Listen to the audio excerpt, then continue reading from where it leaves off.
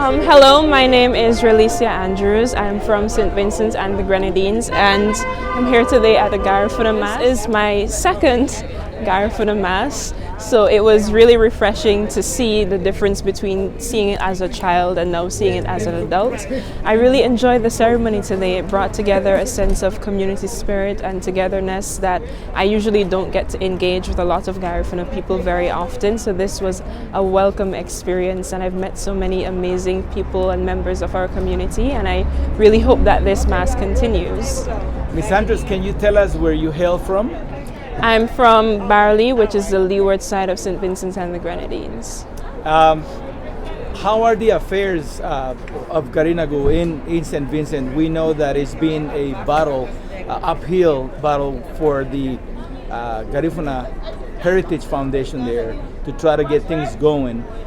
What do you see in the future? Do you think that there will ever be bringing back of the language to Yurumain? Well, compared to previous years, there have been some language revival and language retrieval programs on the island, so I'm a bit hopeful, but I only hope that maybe we have our language and culture implemented into the education system, which is something that I feel very passionate about. I've been doing work on that end, trying to get it in focus, and I've been engaging with other individuals, members of the Garifuna Nation, to try and get our language implemented. We're still fighting for reparations in terms of Baliso has been a hot topic for a couple of years.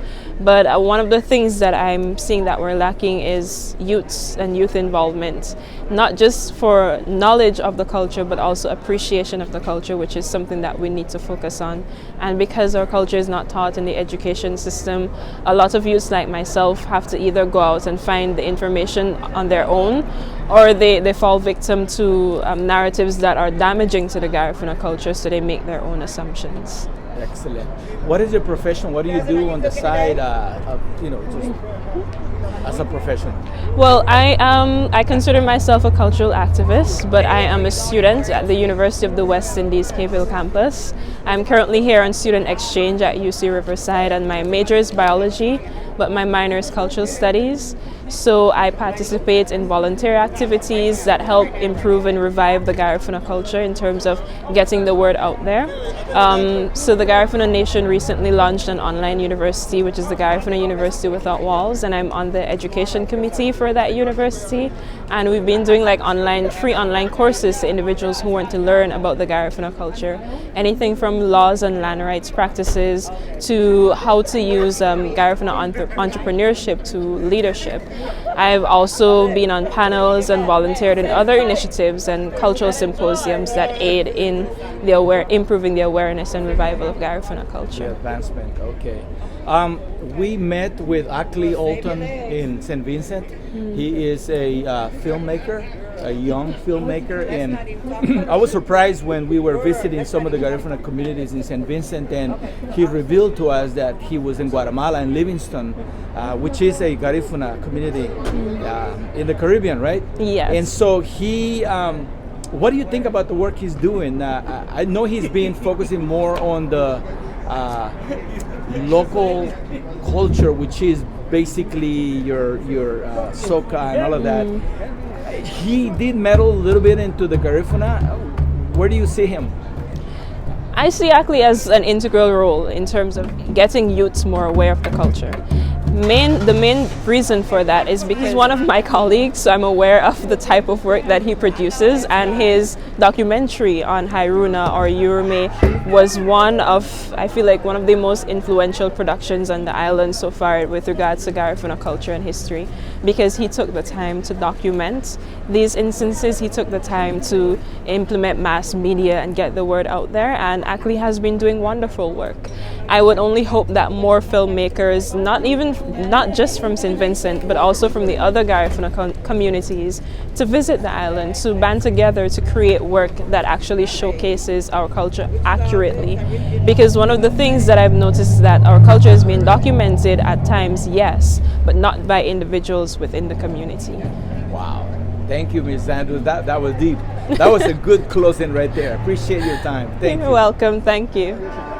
Mark, can you give us a little breakdown on what transpired today here in Los Angeles in celebration of the Garifuna Settlement Day, 19th of November, even though we're doing it a week before. Yes, we're doing it a week before. You know, never too early, never too late. It's Garifuna Settlement Day celebrations. You know, 1941, Thomas Vincent Ramos created this holiday. We celebrate it here and in Belize.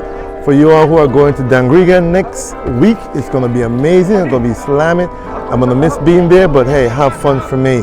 But we're just celebrating our, you know, us coming here from St. Vincent. And it's great culture, great music, great food. Hey, what do you want to know? Mark, how long was the preparations? How far back are we talking about when you guys came together with Byron and the entire committee to put together the mass? Because this is a brand new church. It's never happened here before. Well, you know, it's been a while because I've been talking to Byron for like maybe about a couple months. He came visit my church for a CME. We talked to the pastor there, and he also went to Faithful Central, another church, trying to find the right location. So we can probably have it non-denominational one day. If some folks who are non-Catholic shy away from it, so one day we can have it where we can have different ministers from different denominations be part of this celebration. Because we have Jehovah's, who are Garifuna, we have Anglican, we have all different denominations. So what we're trying to do in the future, we have a non-denominational service. Yeah, it'll be beautiful. So we've been preparing it for a while, and then but it's always in the preparation. It's been an ongoing, celebration. Of course, we haven't done it in a couple of years because of the COVID, and so we're here, bigger than ever. COVID is still around now, but we have God's protection and His blood. Can you tell us what's next after Mass? Where are we expected to go? For all of those people who are looking for a place to go and celebrate and be Garifuna today. Well, what's today, there's stuff at Auntie Martha, that's 42nd between McKinley and Central. They're going to be there for most of the afternoon time. And after Auntie Martha, they're going to go to Manchester, 92nd and Figueroa. There'll be a great event there with various Garifuna artists. It's great because people from Vegas, people from New York, different people from a different part of the U.S., even Belize are here. You haven't seen folks in months. Even people who live in LA, we haven't seen folks in years. So, hey, we're going to be there. Auntie Martha, we're going to be there 92nd. There's also, we have a film festival also in LA, so you have to Google it. That's going on right about the next couple hours. So we have the golf tournament going on at Chester, Washington Golf Course on Western and between and El Segundo. Yeah, so there's a golf course going on right now, so that's going to be over. And everybody's doing their little thing, but hey, it's ongoing. We're going to have celebration tonight, and of course, 48, always 48, that's our cultural spot. So a lot of stuff going on. Beautiful. Thank you, Mark. Introduce our next guest, who is part of the community here in Los Angeles, celebrating the 19th of November on the 12th of November, a week before it's celebrated back home in Belize. So can you state your name, full name, and what are you doing here today? My name is Kevin Nuñez out of Los Angeles. I came out today for one. Obviously, it's been a while, COVID, everything pinned up, so it was great to see everybody come out, represent the culture, as I still learn, so I had to come in and mend in so I can know what's going on. But I enjoyed it. I really enjoyed it. I'll be around for the next one in April, that one. And it was good to just come out and participate and just be joyous and see everybody in a good mood, especially in the climate that we're in these days. So, you and I have had conversations in the past, maybe not by phone, but we have chatted, and we pretty much are concerned about the same issues, right? The loss of the language, the lack of support in the community. What do you see with the future of Garinagu, especially the children that are being born here from parents from the diaspora, from Belize, Guatemala, Honduras, and Nicaragua? What is the future for them? What do you see? Well, with my kids, I do everything I can to just embed it in their head, because I didn't have that growing up at all. I just jumped on board late. You remember when I jumped on board? And I love it. I'm always behind trying to catch up, but my kids have a better head start than what I ever had. So they look at their own songs, they got their own music videos, they got their own things they like. So I'm happy about that. I remember you you got on board with buying books and trying to educate yourself. Can you name some of the materials that you have been able to get online to try to reacculturate yourself? I had got some books from Gafu. I got some books from Gwen Nuñez. I got Ruben Reyes Dictionary. I have Roy Cayetano's book as well. I have a Ben Flores book with animals and just little trinkets and things I collect just along the way. I give it all to my kids though. So. Okay, let me put you to the test, Kevin.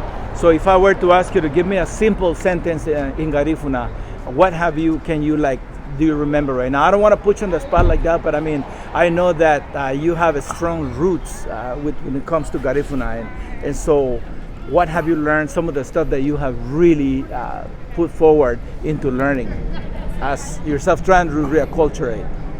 You want me to say something? Yes, sir. Like Wachi Nikata Luagu. That would mean like, would that mean like it ain't nothing or something like, right. Or it's cool or something like that? Excellent. What else? See, you're inspiring other people. You're inspiring other people like you, because your generation seems like, well, you came from Belize to Los Angeles. No, I was born here. You were born here, see? And my mother's American. See, thank you for that, brother. And my daddy from Belize City. He never did none of this. He just jumped to me. Oh, wow. See that, people? Man, that's deep. That's deep, man. Well, actually, my cousin Byron put me on. Byron Martinez. Yeah. Yes, man. All right, good, man. I really have to embrace you, man. He just came and grabbed me. And give you respect for what you're doing, because you being, I can't say half your full Garifuna and everything, but I'm saying that you are engaging yourself with events like these. You put yourself out there with the movers and the shakers in the community, and you're not only local. You go Houston, you go New York, you're everywhere, Kevin. You got friends all over. Oh yeah, I try to be friendly, because the people have a lot of information out here, so I try to get the information as it comes. Like I used to hit you for all type of stuff all the time. All the time. Appreciate it, Kevin. You was always there. Thank you, man, for your honesty and for being part of this interview. We are going to try to put this together today as soon as possible, so we could put it out there so people could actually see, enjoying the festivities that are going on later on today by Martha Martinez house, and also at 91st and Figueroa at Prince Hall. Prince Hall, yeah. And also the golf course. There is a Bill Flores. I mean, right? Is it Bill? Yeah. Doing the golf thing today, yeah. See, that's the first of a kind, I never heard of that before. So that's his golf course, Maggie Hathaway, and I wanted to go out there, but I didn't get to do it. But I'm here, so. Appreciate it, brother. A message for other people like you who want to start that journey? Oh, it's not hard, man. You just got to get, just stick your toe up in there. You stick your toe in there, right? Somebody gonna pull you in anyway. Awesome. I'm glad you guys tuned in, and for everyone that came out today to the 2022 Los Angeles Garifuna Day Mass. We all know that this actually kicks off the celebration for the 19th of November. 19th of November symbolizes when the Garifuna people came to Belize. And now it's being celebrated, throughout, now we have Guatemala with theirs and we have Nicaragua with theirs, but it's very symbolic to see the people come together in unison, especially in a diverse place like Los Angeles, because culture, like the pastor said today, the preacher said today, culture is very important, prayer is important, the love of our people is important, and no matter where you go or what it is that you're trying to accomplish, we all know that deep within us we have that spirit of Garifuna Duo that we're all accountable to. So this is a great time a year. I have my family here with me again to just pass on that legacy, the importance of Garifuna Duo and why it is that it must be carried forward. And this kicks it off. This reminds us of who we are and why we are. So look, my kids, can you guys come in here real quick? Come. I had my son was doing the live stream today. My daughter doesn't want to come on camera and she hates it, but I gotta thank my son, Eleni Jaden Martinez, because he did a phenomenal job. I've seen the footage. I'm actually gonna, yeah, there you go. That's my daughter. That's Amaya Nanigi Martinez. Very good. So thank you guys, and thank you, Ronnie, for giving me the opportunity to speak to the people. I really appreciate you, and thank you for all the hard work that you have done, because I haven't seen DJ La Buga since forever. So, hey, how about you today? One love.